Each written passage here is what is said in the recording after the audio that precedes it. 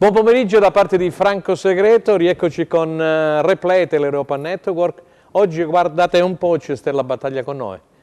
Buon pomeriggio e bentornata Stella Battaglia. Buon pomeriggio a te Franco. Allora Stella, si è giocato in Serie A, il Crotone ha perso per 4-0 a Milano contro il Milan. Per quanto riguarda la Serie B, il pareggio del Cosenza in casa contro la Spal, poi vedremo gli highlights di questa partita, così come della vittoria della Regina di Baroni per 2-0 in trasferta a Pescara.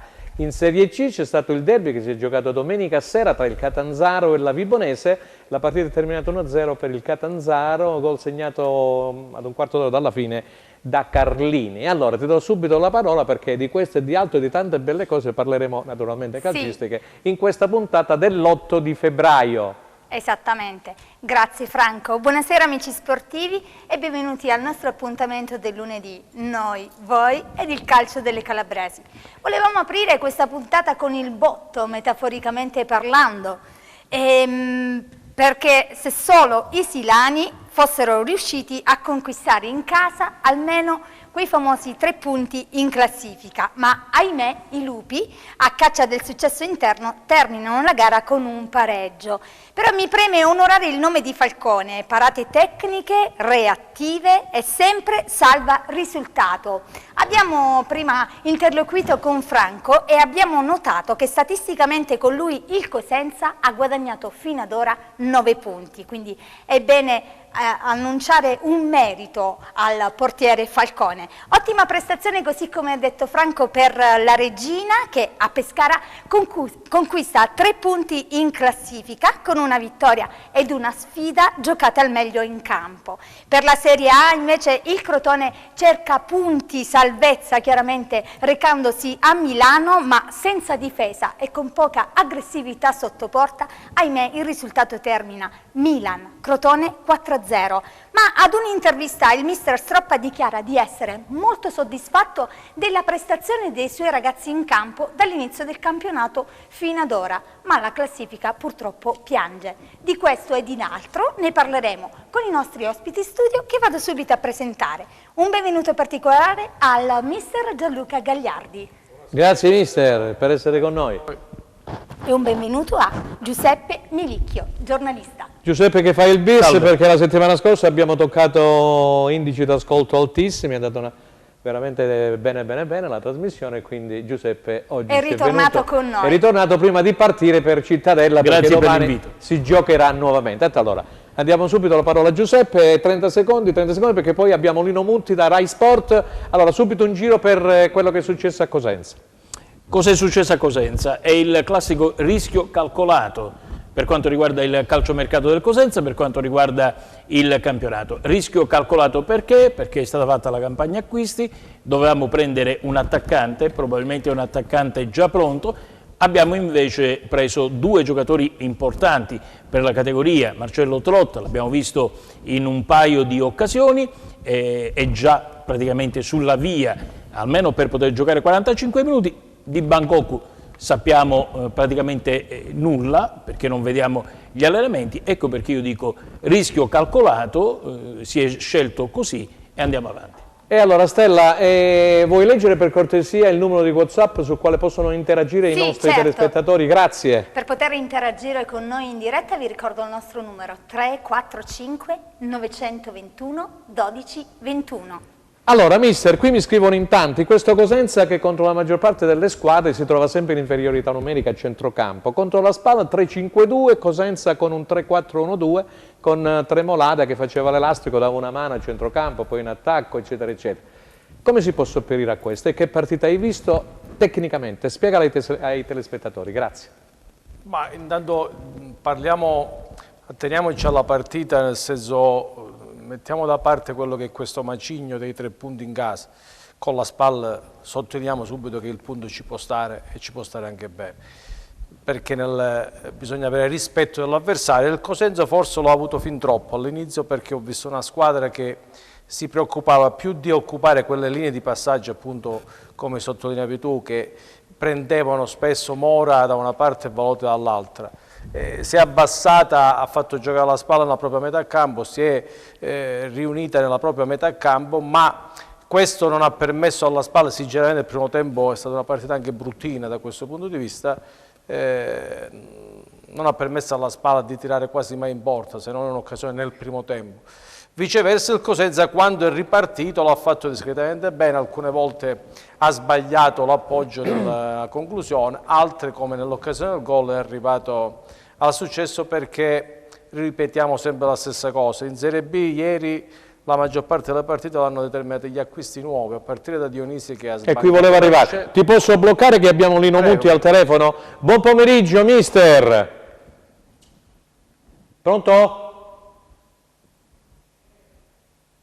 Forse c'è qualche problema di collegamento? Probabilmente sì. Allora andiamo avanti, mister, scusami se ti ho interrotto. Ho visto pure la Reggiana con la Ribbi, lo stesso questo ragazzo che la Reggiana si è fatto dalla Juve, Muratore, che si è ripetuto. Quindi, ma ha segnato anche Dionisi ad Ascoli, una doppietta in trasferta, ha vinto l'Ascoli, no? Ha sbancato Lecce, che insomma non è poco, diciamo, per una squadra che si deve salvare come l'Ascoli. Appunto, quindi voglio sottolineare per finire che dalla Cremonese in giù, quindi Cremonese che si è fatta dare Colombo dal Milan, nonostante a Ciofani, a Strizzolo, a Pinato, a Gaetano, a giocatori, ha preso Baez, insomma questo va a significare che il reparto d'attacco diventa determinante quando devi necessariamente portare a casa. Tu parli con quello che diceva Giuseppe Milicchio, stai parlando di squadre che hanno preso giocatori già fatti, tra virgolette, pronti. Il Cosenza c'ha Trotta che ha trotterellato, ho visto io in questi pochi minuti perché non è ancora in condizione, Bakogu che non lo conosciamo perché è praticamente da 6 mesi fermo, e ci spiega tutto Lino Mutti. Buon pomeriggio Lino! Buon pomeriggio a voi. Grazie, grazie, complimenti per i tuoi commenti su Rai Sport. Allora, mister, stavamo parlando del Cosenza, di questa squadra, diceva la collega Stella Battaglia, qui la nostra collaboratrice, che insieme all'Arezzo statisticamente non ha vinto ancora in casa una partita. Ma che significa non aver vinto una partita in casa dopo la prima giornata di ritorno? Beh, sicuramente è un handicap perché è chiaro, non puoi pensare di far sempre punti fuori casa e creare, diciamo, le basi per un campionato di tranquillità. Il fattore campo, anche se non c'è pubblico, bene o male a livello mentale qualcosa ti deve portare. È un fatto strano effettivamente che il Cosenza non sia riuscito a vincere una partita nel giro di ritorno, d'andata, e nemmeno la prima, diciamo, in questa occasione sabato. È chiaro, non ti devi far condizionare, però è qualcosa sicuramente devi magari cercare di cambiare sotto certi aspetti.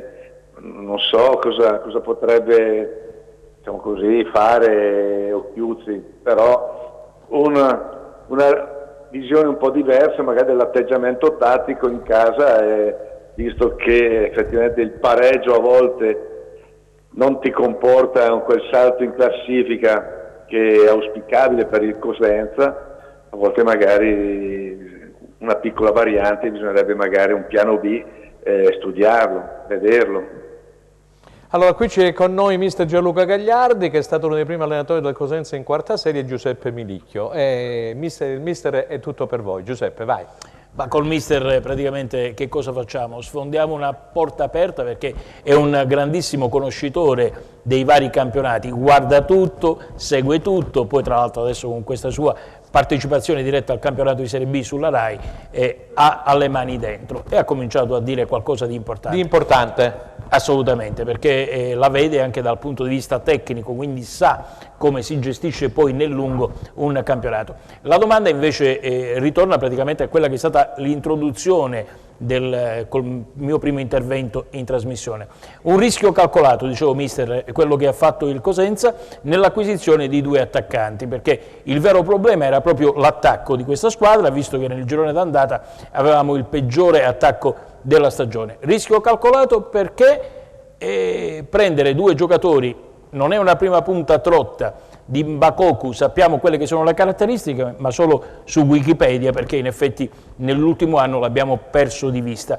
Il tuo giudizio su quello che è stato l'intervento mirato sugli attaccanti che sono arrivati a Cosenza?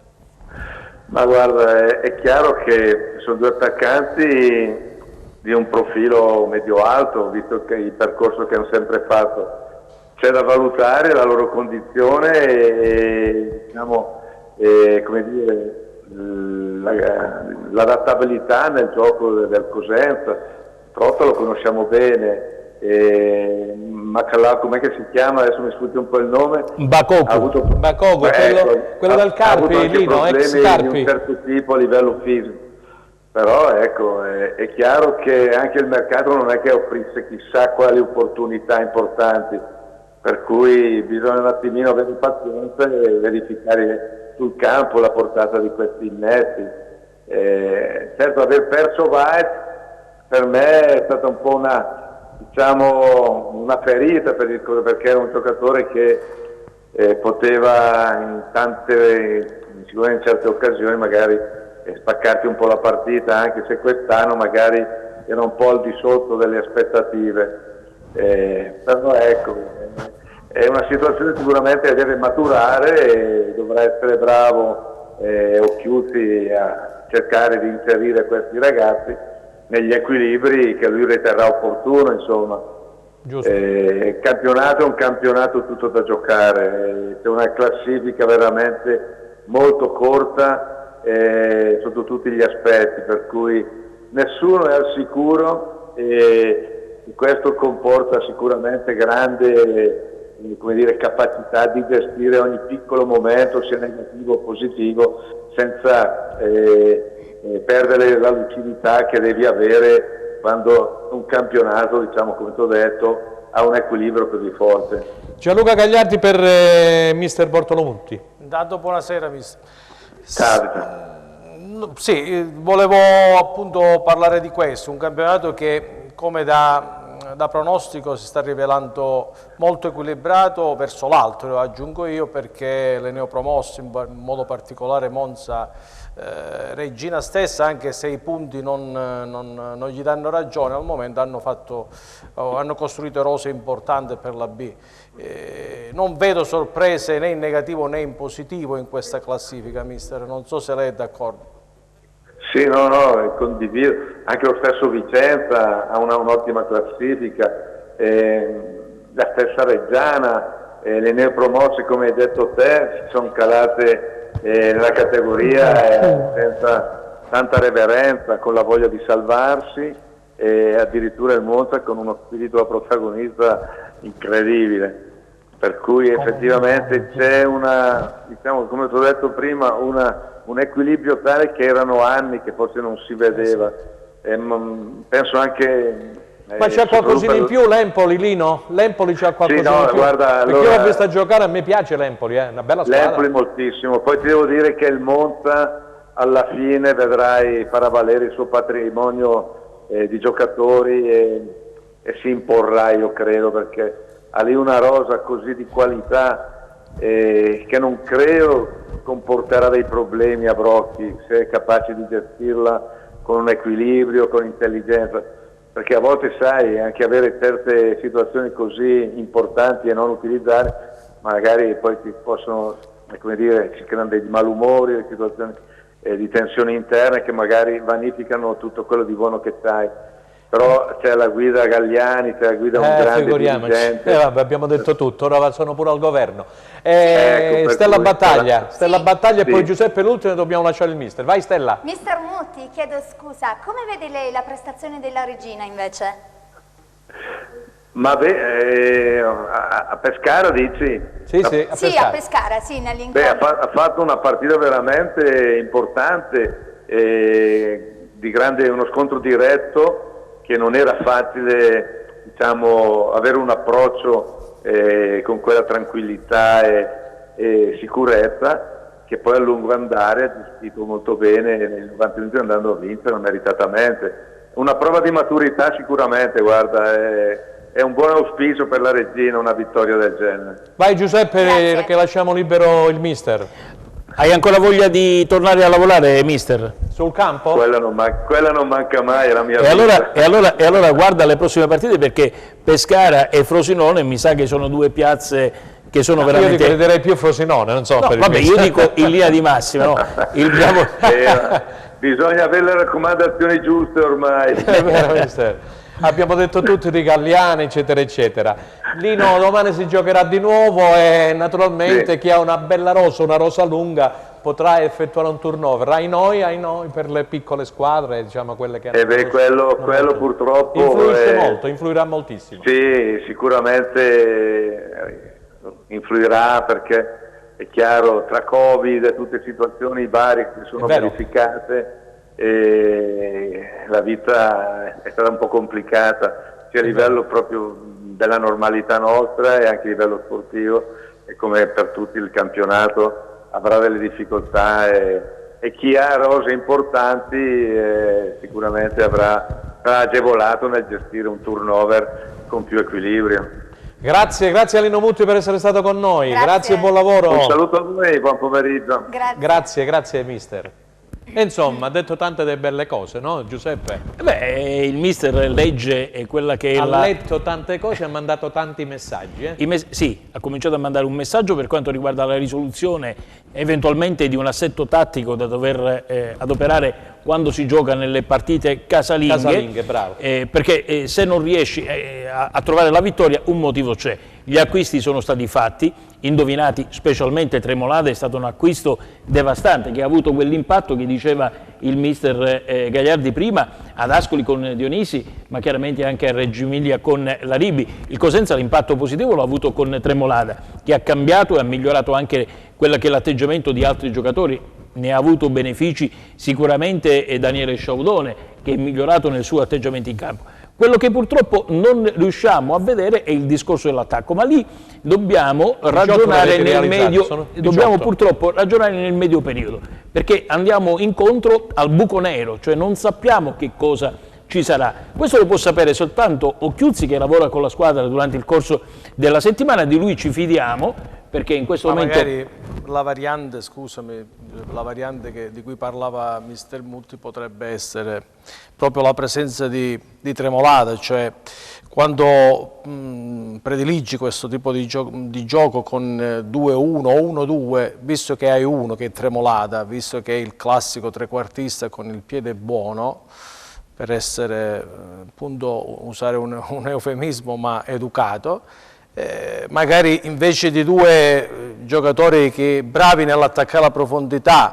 nell'avere bisogno di spazi come sono Carretta ieri chi c'era Carretta? Iozzi, ci vorrebbe un giocatore, diciamo, bravo negli ultimi 20 metri, quindi la classica punta di esperienza, diciamo. Allora, Stella Battaglia per i messaggi. Messaggio. Vediamo se abbiamo Silvio Zizza via Skype, vai. Sì, sono tantissimi, proviamo a leggerne qualcuno. Magari fai un sunto, no? Non leggere tu, sono 30-40 righe, cerca di fare un sunto. Serve più grinta, più coraggio, voglia di aggredire gli avversari con prestanza e dinamismo. Devono sentirsi braccati e aver paura di affrontarci.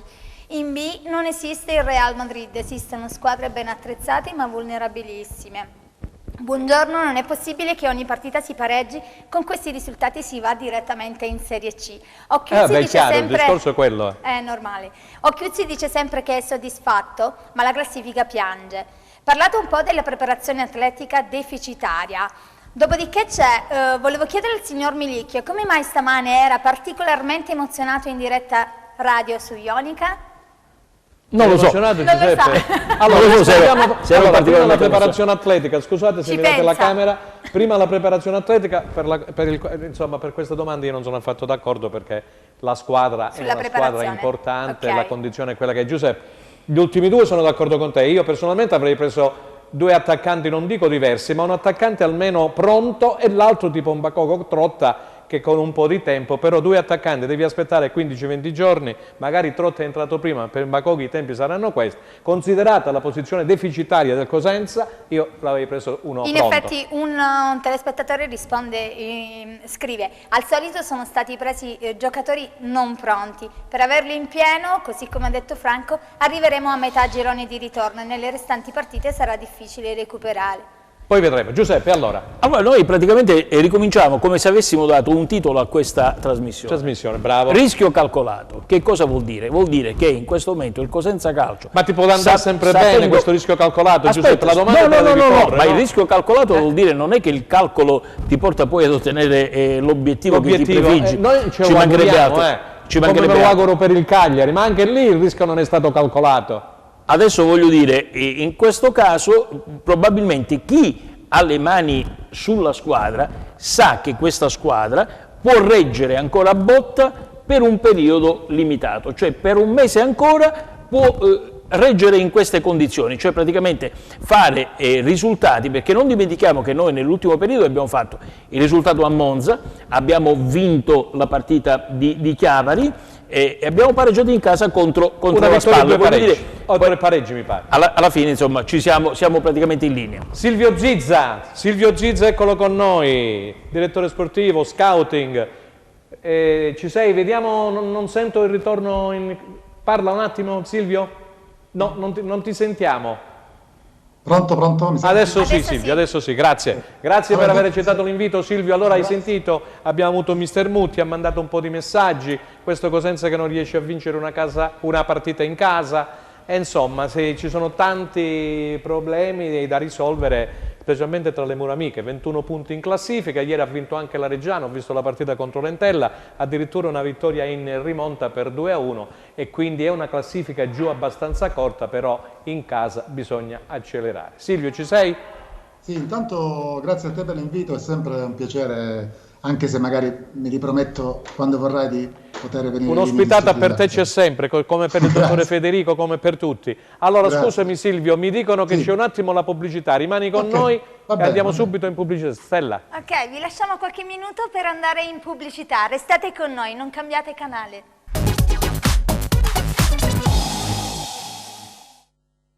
Allora, rieccoci nuovamente insieme per la seconda parte di Replay. Avevamo Silvio Zizza, non so se il collegamento c'è ancora. Sì, mi sentite? Sì, allora vai Silvio perché poi abbiamo Giusva Branca da Reggio Calabria subito dopo di te. Puoi andare, Ok. grazie. Allora no, intanto saluto te e i tuoi ospiti. Grazie. E, la tua collaboratrice. No, volevo dire questo. Il Cosenza, avete detto bene prima voi, partiamo da due fatti importanti. Un fatto positivo e un fatto negativo. Intanto se la gioca alla pari con tutte, a me piace molto questo Cosenza, l'ho sempre detto in altre trasmissioni, è una squadra che pressa alta, una squadra che non dà mai l'impressione di mollare, è sempre lì sul pezzo, insomma ben messa in campo da mister Occhiuzzi.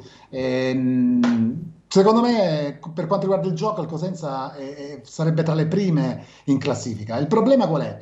Che sì, è vero, c'ha una ottima difesa, soprattutto il 50% della difesa, non anche di più, non me ne vogliono i difensori, ma è opera di questo grosso acquisto fatto dal direttore Trinchera, che è Falcone, perché anche ieri ha fatto altre 4-5 grandi parate, ma paratone, voglio dire, para rigori, eccetera. E quindi una difesa che ha subito 18 gol. Il problema è che però è il peggior attacco, cioè 16 gol fatti, prima guardavo. Tra l'altro in casa, ho visto prima, mi sono dato una controllata, Franco. 16-18, sì.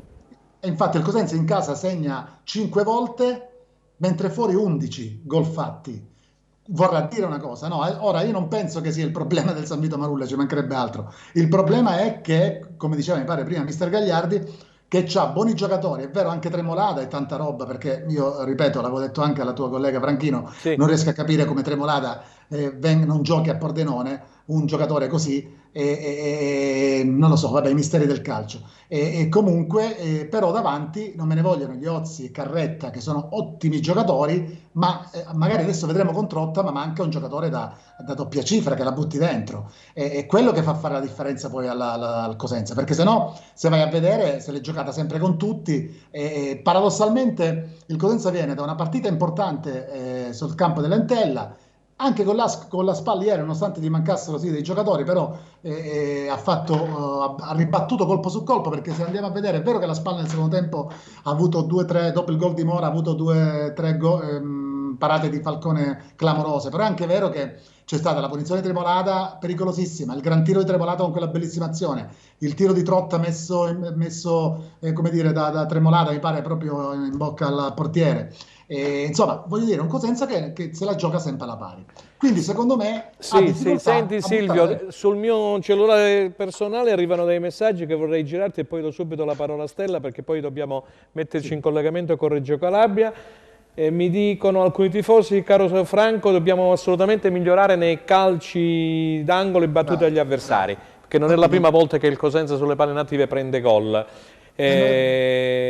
Forza Lupi sempre, e questa è una prima domanda. Poi Elio Principato, poi ti faccio rispondere sono zio Elio che salutiamo, carissimo Elio, saluti a te. Domanda a Giuseppe Midicchio se Schiavi, che ha disputato 300 partite in Serie B, per quale motivo in 2 anni a Cosenza non gioca quasi mai. Quindi, poi Fusaro di Acre è molto lunga, te la giro Stella, così la leggerai pure tu. Salutiamo l'amico Fusaro di Acri. E poi c'è il discorso di Adrian Petre. Vai Stella, è stato ceduto Adrian Petre, un altro attaccante preso in estate, così come Borrelli, che è stato ceduto allo Juve Stabia. Petre dove è andato? Sì, vediamo subito che abbiamo qui la segnalazione in PDF, Adrian Petre.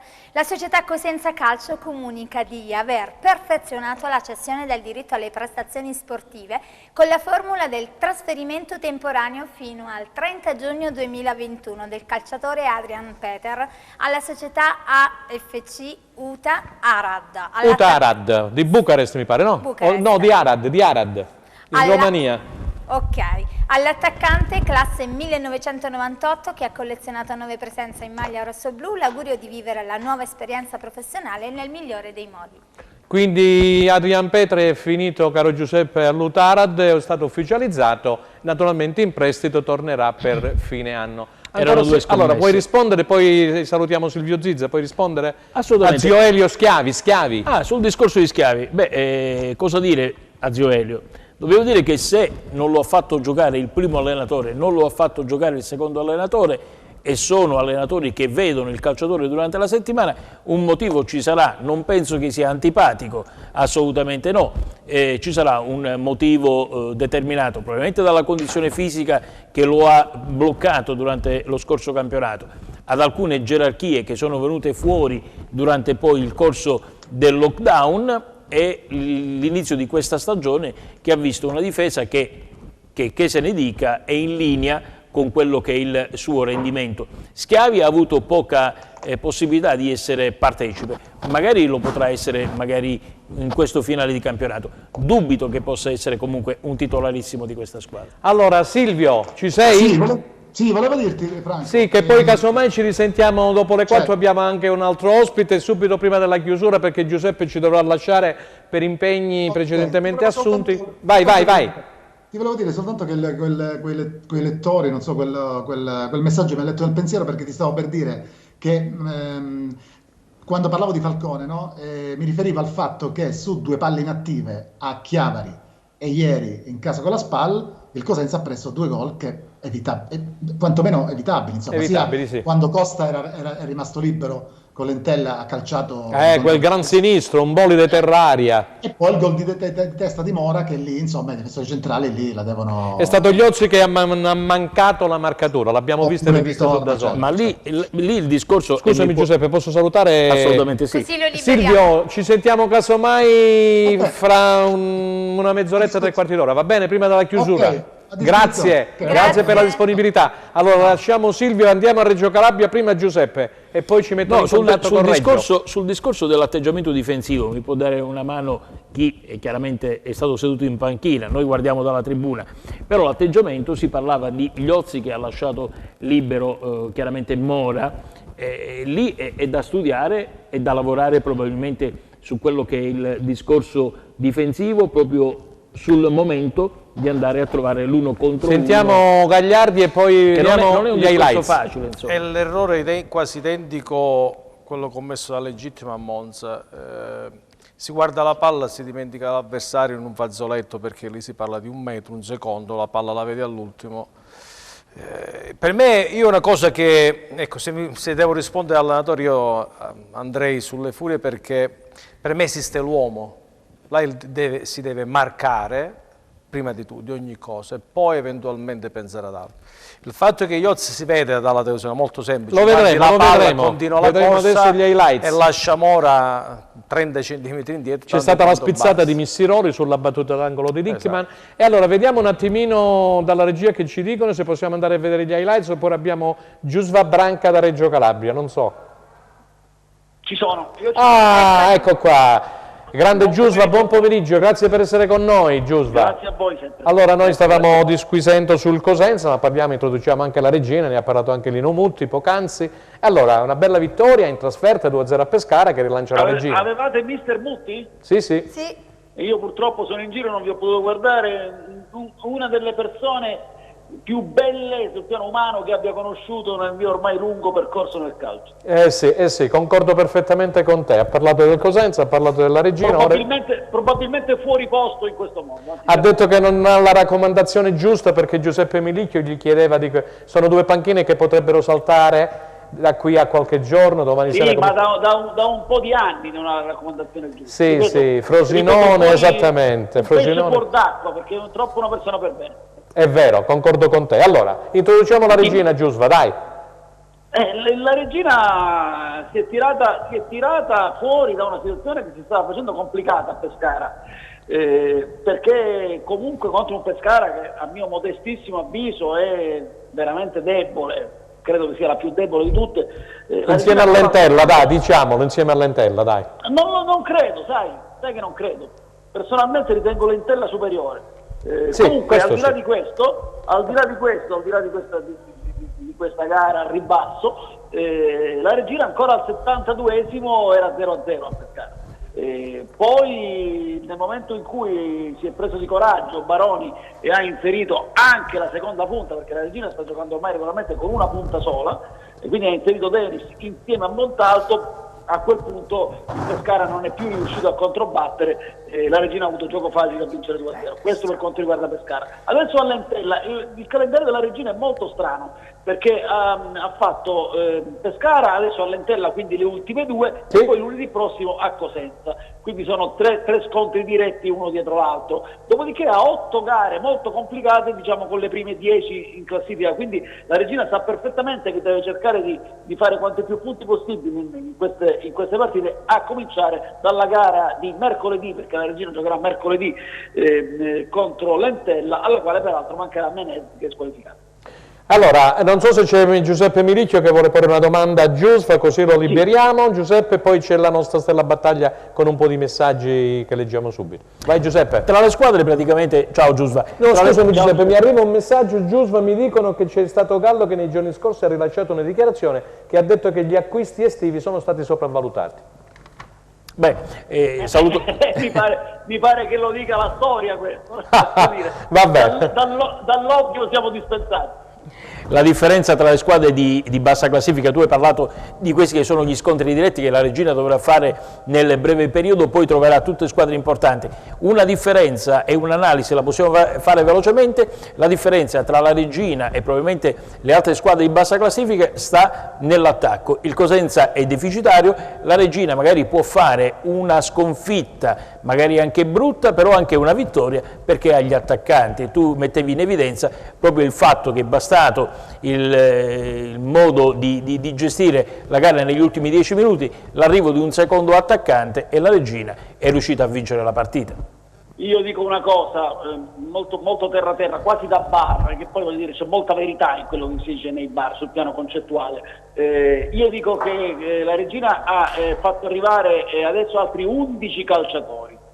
Questo vuol dire che, se errore non faccio, la stagione 2020-2021 ha visto sotto contratto in Amaranto 41 calciatori. 41? Mi pare di sì, se errore non faccio, posso sbagliare di uno o di due. Sì. Detto questo, tenete presente che di questi calciatori, adesso ne ha 31 a contratto, di cui 29 in rosa, sono tutti giocatori maturi, non ci sono i ragazzini aggregati, e devo dirti moltissimi di questi di livello alto. Insomma, in buona sostanza, l'organico della regina è un organico messo a disposizione adesso di Baroni, che ha voluto ripartire tutta la squadra, che dovrebbe mettere il tecnico in condizione di salvarsi velocemente e poi ambire verso zone di alta classifica, questo guardando l'organico. Voglio dire che non è più tempo di andare a cercare scuse o valutazioni di tipo particolare. La rosa della Regina anche ora è di gran lunga sulla carta superiore a quella di tutte le altre concorrenti, Cosenza in testa.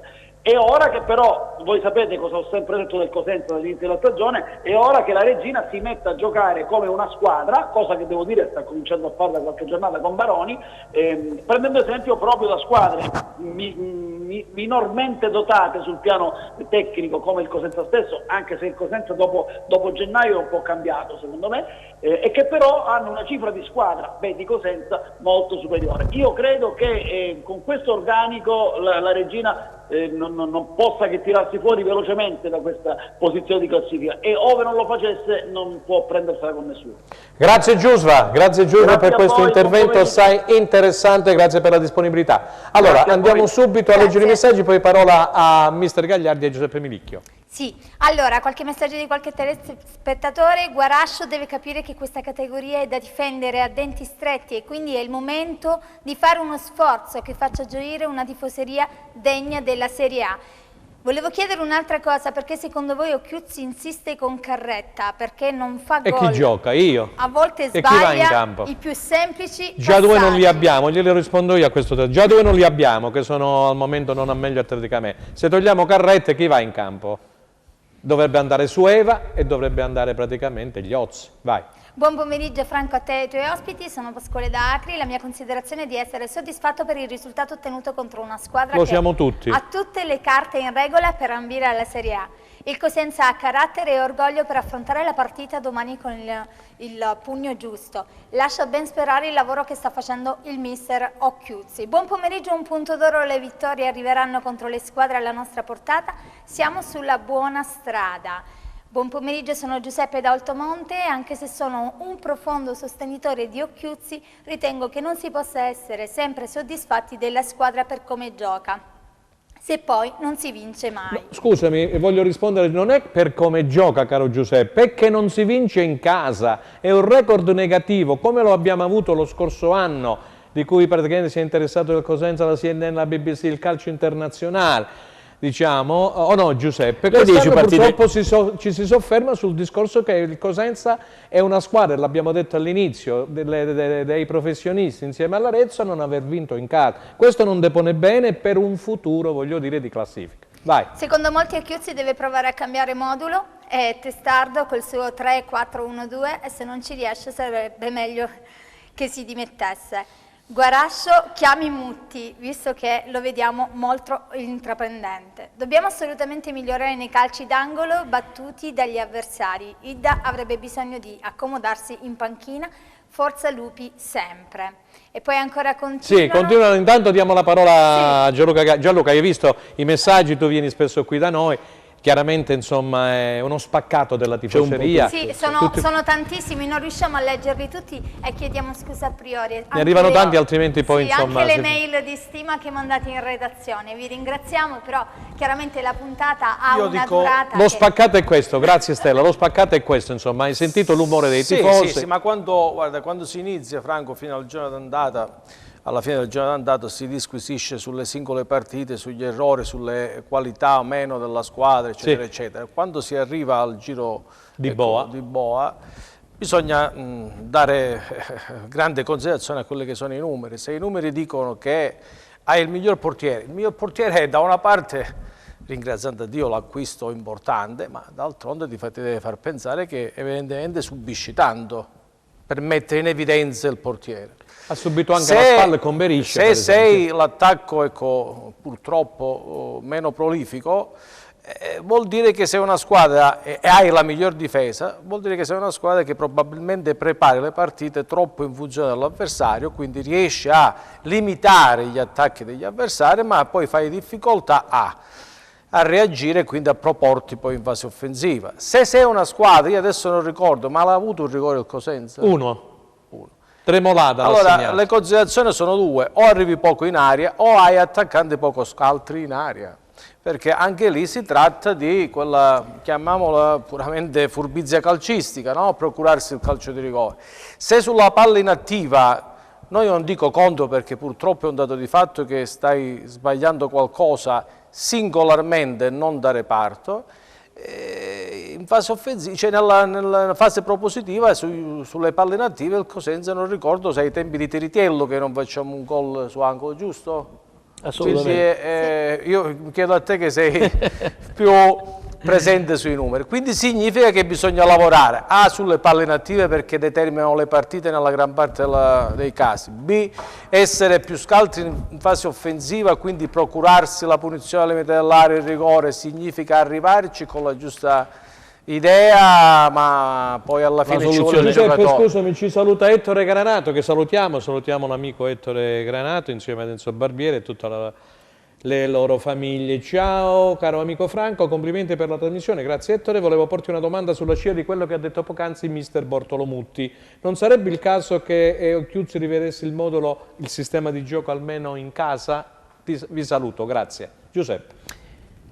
Sì, se lo dice Bortolomutti vuol dire che c'ho un occhio attento. È normale che, continuiamo a ripetere, noi non vediamo gli allenamenti settimanali, quindi possiamo dare un giudizio sommario. Io forse qualcosa in più lo posso dire perché ho visto praticamente tutte le partite del Cosenza in casa e fuori casa durante il corso di questa stagione. Devo dire che questa è una squadra che nonostante tutto, nel bene e nel male, ha tenuto botta.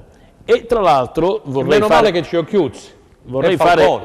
un inciso, perché Occhiuzzi durante le scorse settimane all'interno di una delle sue conferenze stampa ha detto: ricordate che io ho fatto un primo risultato a Ferrara giocando con i ragazzi della primavera. L'abbiamo commentato la volta scorsa. Quindi che cosa vuol dire? Eravamo in 13, ha detto. Quindi nonostante tutto questa difficoltà di un mercato estivo, autunnale, chiamiamolo così, non fatto alla grande, perché se abbiamo dovuto cambiare giocatori come ha fatto la Regina, li abbiamo cambiati anche a noi durante il mercato di gennaio, vuol dire che tutte le cose non sono andate al loro posto. Nonostante tutto abbiamo 21 punti in classifica e l'unica cosa che dobbiamo cercare di ottenere è il miglioramento dell'attacco, che sia attraverso un cambio di modulo per quanto riguarda le partite interne o chiaramente giocando nella stessa maniera con la potenzialità dei calciatori che sono arrivati. Questo lo potremo scoprire soltanto da qui a un mese.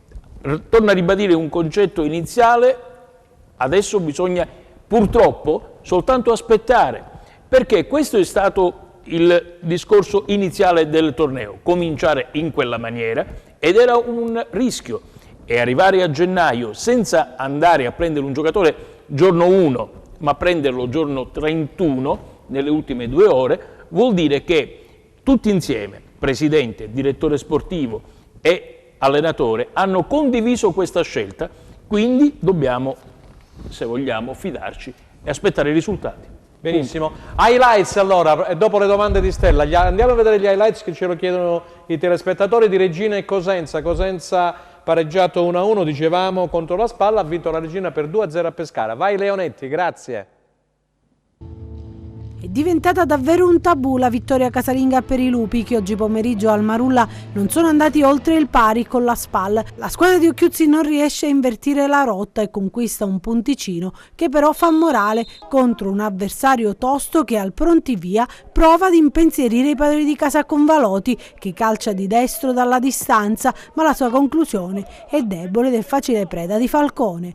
Poco dopo è Sciaudone a provare il tiro dai 20 metri, ma Beriscia è attento e blocca in 2 tempi. La squadra di Marino al 17esimo mette i brividi ai rossoblù con questo destro a giro di strefezza che sfiora il palo. Il match è equilibrato con occasioni da una parte e dall'altra, ma la svolta arriva al 25esimo, quando Sciaudone su assist di Tremolada sblocca il risultato con questo piattone vincente. Il Cosenza è arrembante, ha la chance per raddoppiare poco dopo con Carretta, dribbla un difensore, poi calcia da posizione defilata, ma la sfera termina sul fondo. Nella ripresa i ferraresi provano a ristabilire la parità, ma Falcone è reattivo e con i piedi si oppone alla conclusione ravvicinata di Ranieri. Poi sulla ribattuta la sfera termina alta sulla traversa. È il preludio al gol che arriva puntuale sugli sviluppi di un corner. Al 12esimo è Mora a riequilibrare la sfida con un colpo di testa che incoccia prima sulla traversa e poi si insacca alle spalle spalle di Falcone. 1-1 è tutto da rifare, ma quanta fatica. Falcone compie un miracolo sul destro al volo di Valoti e al 25esimo fa lo stesso Beriscia sulla conclusione di Tremolada e alla mezz'ora su quella di Trotta. I padroni di casa ci provano fino alla fine e l'estremo ospite è costretto agli straordinari su questa punizione a giro battuta da Tremolada. Il finale è un assedio degli emiliani che si vedono prima annullare un gol per sospetta posizione di fuorigioco e nel finale è Falcone a dire no alle conclusioni ravvicinate dei biancocelesti. Finisce con un punto ciascuno, ma neanche il tempo di rifiatare che martedì si torna in campo con il Cittadella. Servono le vittorie, sono d'accordo, normale che prendi buono un punto con una squadra alta classifica, ma a noi servono le vittorie, sono d'accordo. Ne sono consapevole, stiamo lavorando per questo e per ogni gara, ripeto, vedrete una squadra che è battagliera, una squadra che ha coraggio, che cerca di esprimere il gioco, cerca anche di andare a prendere alti gli avversari.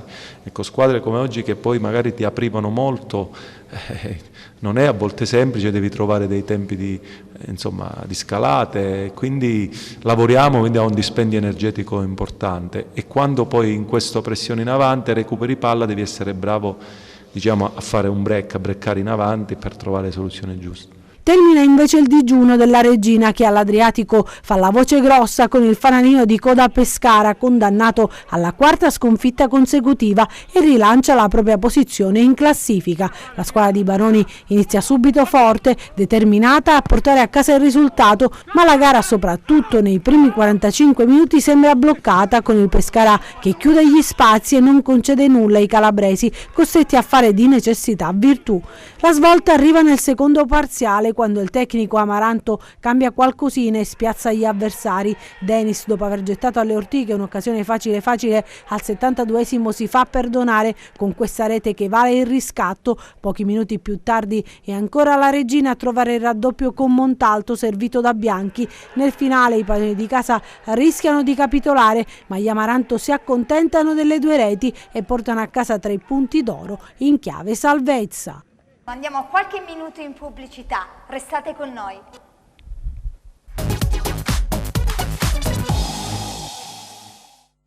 Allora, terza ed ultima parte di Replay, 8 febbraio 2021, vediamo se riusciamo ad avere Gianni Di Marzio, facciamo questa carambata oggi con Monti Di Marzio, vai Stella. Pari dal tuo punto di vista per il mister e per la squadra, è più un sospiro di sollievo per non aver perso la gara o più il rammarico per non averla vinta? No, rammarico non si può avere perché onestamente alla fine il pari penso che sia perlomeno giusto per il Cosenza. Sicuramente tutti gli allenatori preparano la partita cercando di vincerla, poi c'è l'avversario e si deve portare rispetto all'avversario, non si può dire con l'Ascoli, con la SPAL, dobbiamo vincere a tutti i costi, dobbiamo fare una grande prestazione e sperare che la SPAL non faccia altrettanto. Se c'è un'altra domanda, Giuseppe, vediamo nel frattempo il collegamento. Una domanda per Giuseppe Milicchio, la vittoria in casa tarda ad arrivare. Vorrei ricordare a tutti i telespettatori che il Cosenza è l'unica squadra tra i professionisti in Italia a non aver mai vinto insieme con l'Arezzo. Nonostante una buona prestazione, secondo te Giuseppe, da cosa dipende? Facciamo rispondere a Gianni Di Marzio? Buon pomeriggio mister, direttore, come ti dobbiamo chiamare? Come mi devi chiamare? Mi devi chiamare Gianni. Gianni, buon pomeriggio allora, grazie per essere intervenuto al Replay. Ah, che non c'è problema, il telefono per te è sempre aperto. Grazie per le belle parole. Stella Battaglia, la nostra collaboratrice, aveva fatto una domanda che giriamo a Gianni Di Marzio. La puoi ripetere? Vai sì. Stella. Allora, la vittoria in casa tarda ad arrivare, quindi vorrei ricordare a tutti i telespettatori che il Cosenza insieme all'Arezzo è l'unica squadra tra i professionisti in Italia a non aver mai vinto in casa, nonostante una buona prestazione. Secondo te Gianni, da cosa dipende?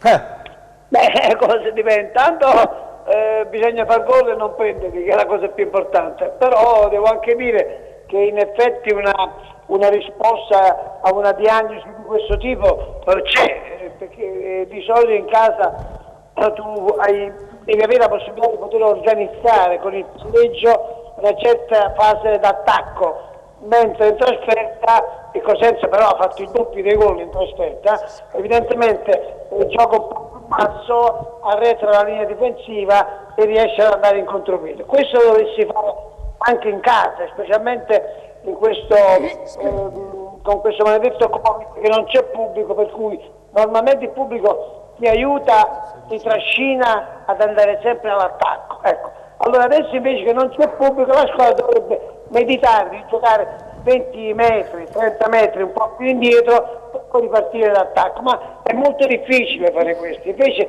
la cosa più semplice è quella di avere una buona manovra organizzata, avere un buon palleggio, tenere la linea difensiva più alta, cercare di avere delle sovrapposizioni sugli esterni con i difensori, gli esterni bassi e anche con la sorpresa di qualche difensore in più, e cercare di arrivare quando più è possibile nell'1-2 in area avversaria per andare poi in zona gol, oppure cercare attraverso le vie esterne di uscire ad andare a rimorchio e chi fa il cross.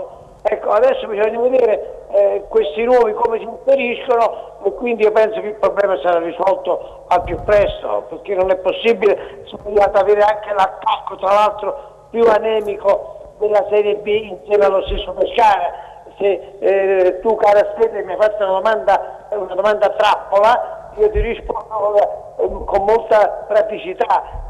Devi cercare di andare a rete, di fare gol. Per andare a rete devi manovrare, devi cercare di lavorare, ti ripeto, sia sugli esterni che al centrocampo, cercare di entrare verticalmente. Questo secondo me è abbastanza un po' elementare, ma ad applicarlo non è elementare. Grazie. Gianni, della bassa classifica cosa dici? Hanno vinto l'Ascoli in trasferta con Dionisi, due gol, ha vinto la Cremonese che ormai si sta staccando, ha vinto la Regina in trasferta a Pescara, pareggiato il Cosenza, ha perso il Pescara. E ha vinto anche la Reggiana. Anche Lentella ha perso ieri contro la Reggiana, ho visto la partita, insomma ha vinto in rimonta. Certo, questo è, secondo me, è il momento più importante della stagione, perché se riesci a tirarti fuori allora puoi fare anche un finale di campionato a sorpresa. Se invece adesso incominci a continuare a zoppicare, a non vincere in casa, allora puoi avere delle tensioni in più, ti puoi preoccupare di più, vai in paura e i giocatori poi rendono di meno. Però questo onestamente devo dire non è una malattia che c'è il Cosenza. Il Cosenza ha avuto, diciamo, l'abilità, l'intelligenza di affidare la squadra a questo bravo ragazzo di Occhiuzzi che la fa giocare bene. È una squadra abbastanza anche di temperamento. Poi ha preso questi giocatori che sostanzialmente chi può essere una scommessa, chi invece ha voglia di rifarsi, chi sostanzialmente deve necessariamente dimostrare di essere bravo, come io sostengo che alcuni di questi sono bravi, però tra virgolette sono sempre delle scommesse, nel senso che se la società avesse fatto un sacrificio in più ad andare a prendere, tra virgolette, per esempio il Dionigi della situazione, e tu già sai che la butta dentro, è uno che arrabbiato sempre, cattivo, grintoso, in area di rigore te lo trovi, allora c'è un attaccante su cui tu puoi puntare. Ma su quelli che ha presi adesso li devi mettere in forma, e questo dipende molto dall'ambiente, dipende molto dall'allenatore, e quindi credo che prima o poi la squadra riuscirà a tirarsi fuori da queste situazioni di classifica, che rimane sempre pericolosa. Stiamo attenti, specialmente adesso con la trasferta di Cittadella bisogna cercare di non perdere assolutamente, e quindi credo che Chiuzza ha capito che quando è giusto il momento di portare via il palo anche in casa è meglio pareggiare e non perdere. E infatti poi parleremo del Cittadella, Gianni, perché tu abiti da quelle parti, ci direi qualcosina. Giuseppe Milicchio. Beh, sono rincuorato perché quando sento Gianni... Pure io. Chiaramente... grande Giuseppe, come stai? E chi ci ammazza, Gianni? Siamo qua. Ho capito, ma qua non devono ammazzare il Cosenza. A noi non ci devono ammazzare, va bene, ma noi dobbiamo fare di tutto e di più, perché il Cosenza salga in classifica. Guarda, il mio sogno è stato sempre quello. È vero. Penso che portarlo in Serie A rimane veramente il sogno della mia carriera, che ringraziando a Dio non mi posso proprio lamentare, ma avere il sogno di portare il Cosenza in A, guarda, ce l'ho ancora nel mio cervello, e spero che il Cosenza prima o poi riuscirà ad andare. Dai, Sentiamo Giuseppe, vai per Gianni. No, niente, ero semplicemente rincuorato perché quando sento Gianni fare le analisi sul Cosenza Calcio so che parla col cuore, per come lui dice, ma parla anche con la testa, con il raziocinio. Sì. E quindi, Ma sai che quando l'ho chiamato stava vedendo il Cosenza? Che aveva visto la Serie A e poi la sera vedevi il Cosenza? Assolutamente, perché io lo so, è inutile, a volte noi non ci sentiamo, però viaggiamo sulla stessa linea, che è quella di stare vicino ai colori del Cosenza. E l'argomento che Gianni mi rassicurava è semplicemente il fatto di dire che ci sono due scommesse, questi due attaccanti, e che dobbiamo semplicemente aspettare e gestirli. Che Giuseppe ha chiamato Gianni rischio calcolato. Io ho cominciato la trasmissione, Gianni, dicendo che la società del Cosenza quest'anno ha optato ancora una volta, non so se è giusto o meno, ma in una linea, una strategia di rischio calcolato, cioè praticamente di avere una buona squadra e non avendo grossa forza economica per poter portare il Dionigi della situazione, che sarebbe stato giusto, di rischiare con raziocinio portando dentro due giocatori che possono essere una scommessa e uno che vuole rilanciarsi. Bakogu per esempio, tu l'hai avuto a Padova, no? Giocava dalle tue parti. No, non è che l'ho avuto io, è venuto a giocare qui a Padova. Vabbè, ma è un giocatore che io lo conosco, naturalmente, chi fa calcio lo deve conoscere per forza. Non l'ho avuto, diciamo, come giocatore, però lo conosco, è un buon giocatore, se sta bene fisicamente, se supera qualche problema, qualche malanno fisico nel passato ha avuto, a livello forse muscolare, immagino io. Ginocchio pure. Un ottimo giocatore, ma a Cosenza i giocatori riescono a rinascere, devo dire. Vero, questo è vero, e questo insomma... Cominciano bene come Travolata, cominci a fare un gol, poi ne fai due, poi ne fai tre, poi la gente li esalta, c'è molta passione, quindi i giocatori... Questo è il merito del presidente Guarascio, che vede in positivo anche questi giocatori che devono rilanciarsi, è un merito suo. E di però come diceva Beppe, è un rischio calcolato. Io sono d'accordo, però fino a un certo punto, perché qual è il calcolo? Che se non vai bene retrocedi, che vuol dire, capito Beppe? Allora, no, ma hai perfettamente ragione, io non ho detto che questa sia la giusta soluzione, è una scelta. Allora poi le scelte possono essere giuste o meno giuste. Ma è sempre un rischio, dai. Mi ricordo quando eravamo ragazzini che passeggiavamo sulle spiagge e qualche amico nostro faceva le buche con il giornale, poi si metteva la sabbia sopra, come se fosse no. E là devi stare attento a non andare con il piede dentro, perché se no ti viene la distorsione, come l'ho avuta io alla caviglia. Io onestamente questo rischio calcolato non l'avrei fatto. Ti dico, Gianluca Gagliardi, e poi lasciamo andare sia Giuseppe che ci deve lasciare, sia grande Gianni Di Marzio. Mister, buonasera, come stai?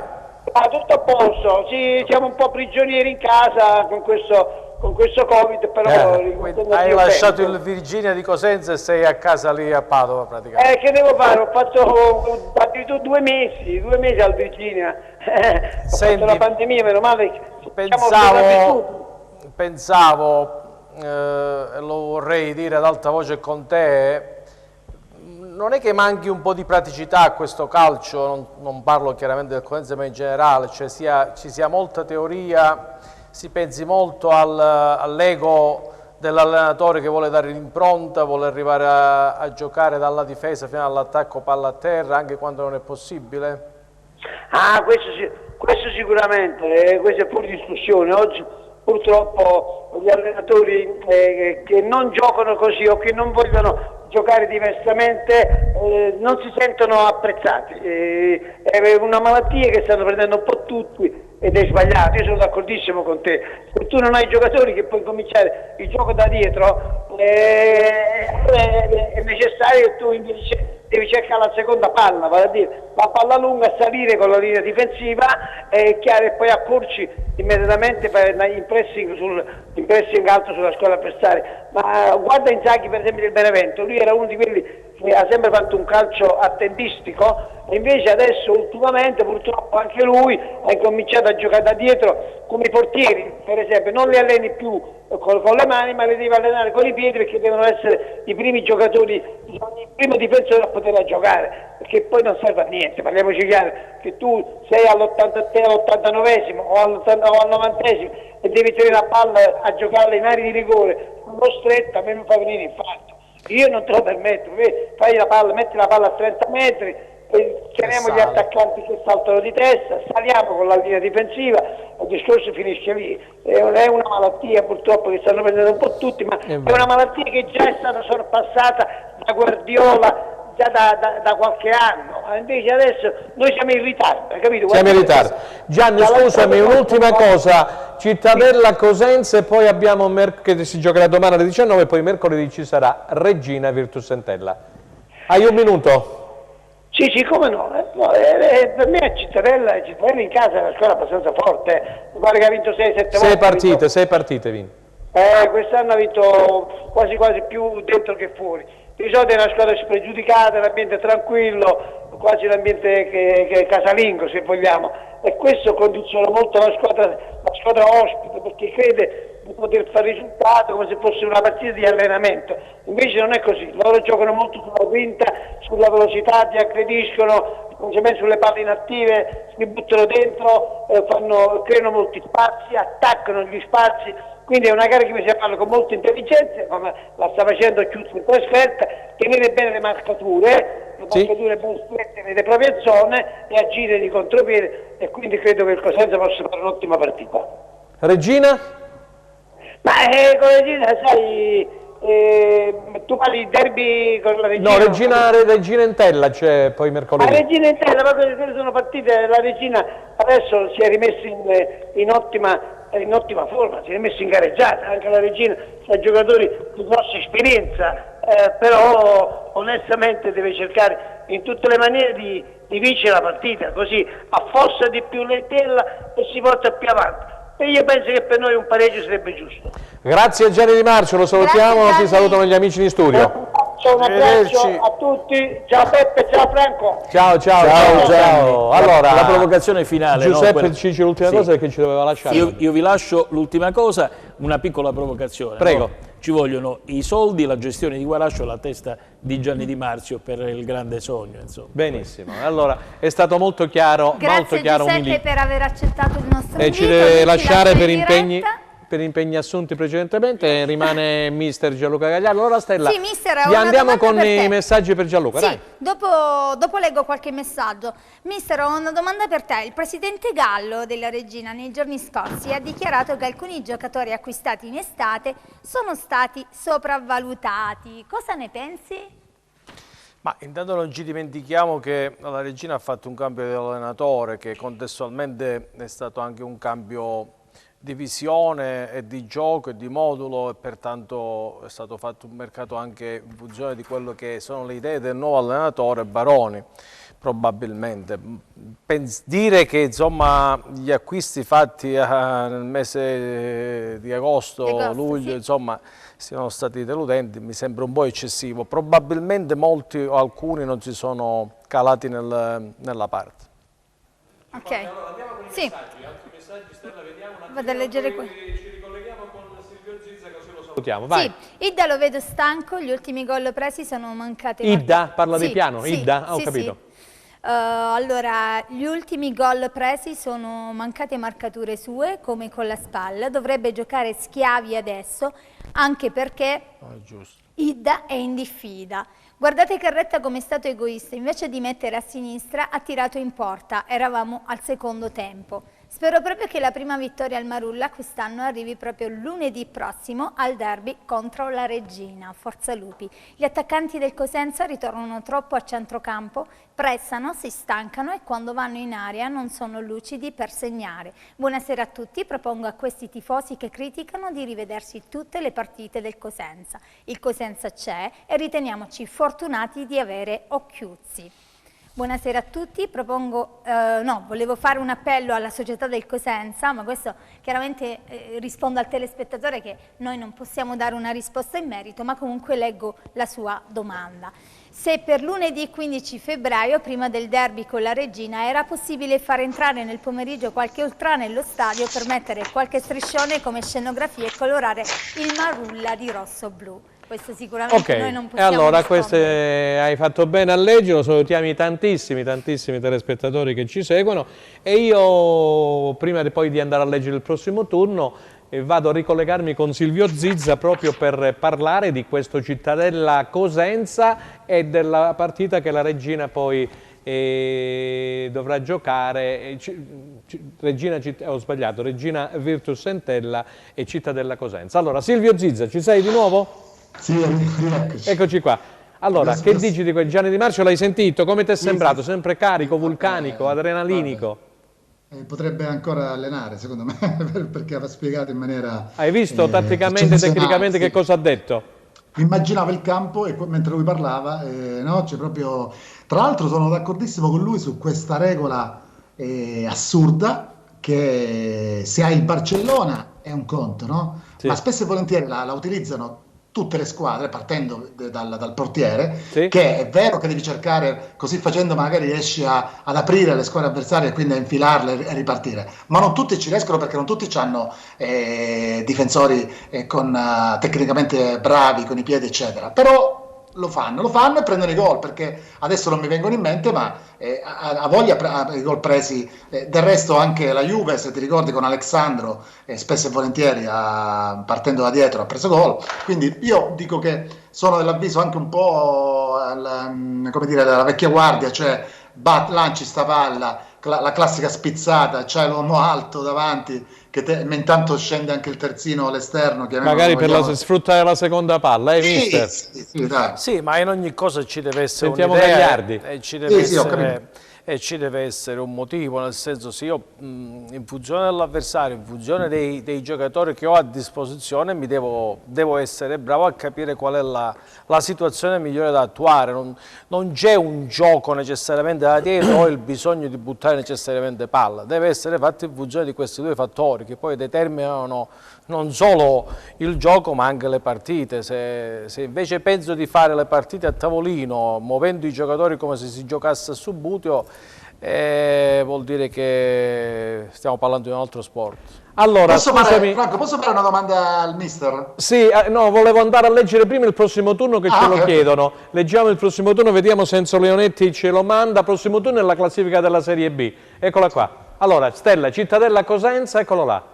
Allora, sì, benissimo. Vedremo in campo la 22esima giornata di Serie B KT, quindi domani. Cittadella Cosenza alle ore 19, Empoli Pescara, Vicenza Monza, Lecce Brescia, Pisa Salernitana, Spal Pordenone, Venezia Cremonese, Ascoli Frosinone. Poi vedremo invece mercoledì 10 febbraio in campo troveremo Regina contro Virtus Entella e Chievo Reggiana. E allora ridiamo la linea a Silvio Zizza che voleva fare una domanda per il mister Gagliardi. Sì, no, secondo lui perché si parlava di cambi di modulo eccetera, ora immagino che né io mi permetto, perché voglio dire è Occhiuzzi che sa la propria squadra come sta, come non sta, vedi i giocatori minuto per minuto eccetera. Erano molti telespettatori che chiedevano, ha detto anche Muti, di rivedere qualcosina nelle gare casalinghe. Ecco, infatti a tal riguardo volevo chiedere se, avendo un giocatore come Tremolada che può anche partire per esempio da destra, sì, con un Bakogu che se acquista la forma diventa devastante, è vero, verissimo, e Carretta e Trotta davanti, se secondo lui facendo un 4-2-3-1, cioè in sostanza Carretta, Tremolada, Bakogu e Trotta davanti che può fare la punta centrale, un po' come gioca la Regina, perché la Regina mo sta giocando con i tre dietro Montalto, insomma. Ecco, esatto, lui, tre trequartisti in sostanza. Sì, per la punta vertice. Casa, come la vede lui? E due mediani, un po' come gioca il Milan, dai. Sì, infatti, come la vede lui? Io rispondo nel modo più banale. Prego, mister.